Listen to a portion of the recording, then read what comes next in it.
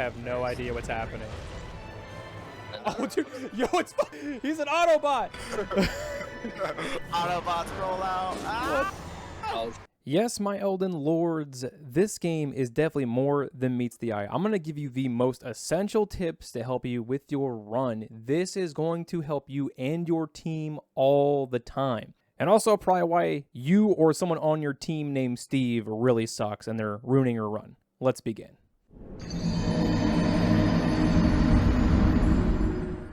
When you pick the boss and you know the weakness, like fire, for instance, go into your relics and change all of your stuff to fight that boss. You need to be prepping to give you the best advantage possible.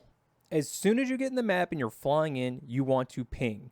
You want to go to the closest church and then you want to work clockwise or counterclockwise. You always want to be moving towards the next points of interest. Do not just run across the entire map to the other church like many do, because you are wasting a lot of time and losing a lot of experience just wasting your time.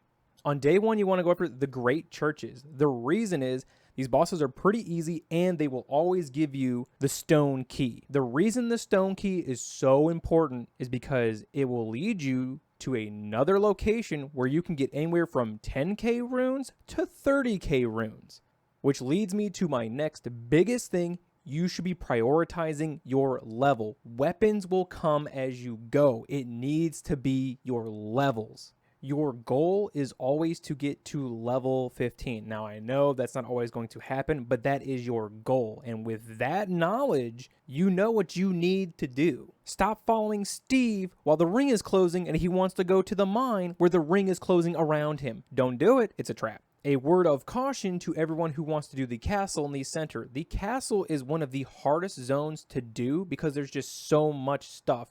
At low level day one, I wouldn't recommend it. Day two, take a crack at it, but it takes a lot of time to clear, so you need to be with a team that really knows what to do. Now, as you are traversing the map, there is a chance that a Nightlord can spawn. Be aware that they are still very powerful. Lower HP, but they still do a ton of damage. I recommend level 10 or higher, and you better be geared up and be on the same page as your team because these are hard fights. Sometimes you will see swirling vortex in the distance. You will also see this on your map.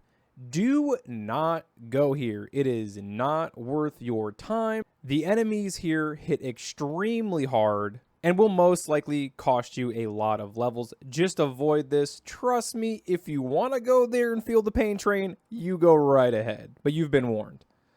Each class has their own side quest that can be found in your journal. You want to do these as soon as possible because they unlock an extra relic and a special item for each class, which is very beneficial. A lot of these little side quests, they are not difficult. You'll probably get them done the first or second try, and you can always come back to these later if you don't want to do them. Hello. Now, speaking about classes, you want to go into the visual codex, and for beginners, you want to just hone in on a class that you really enjoy and practice. Look at the stats. Too many times I see people taking a spellcaster and they want to wield a greatsword. I mean, you can, but you're not getting the most benefit.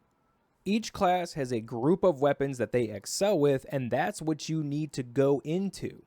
The best example is the Revenant is the highest faith caster in the game, so you need to go to the church and find the faith items. If you do not know what those items are, or you have a build that you're trying to work towards, go back to the codex and look at the weapon breakdown. Every weapon in the game is here, so then you can really hone in on what you're trying to do and get the most bang for your buck.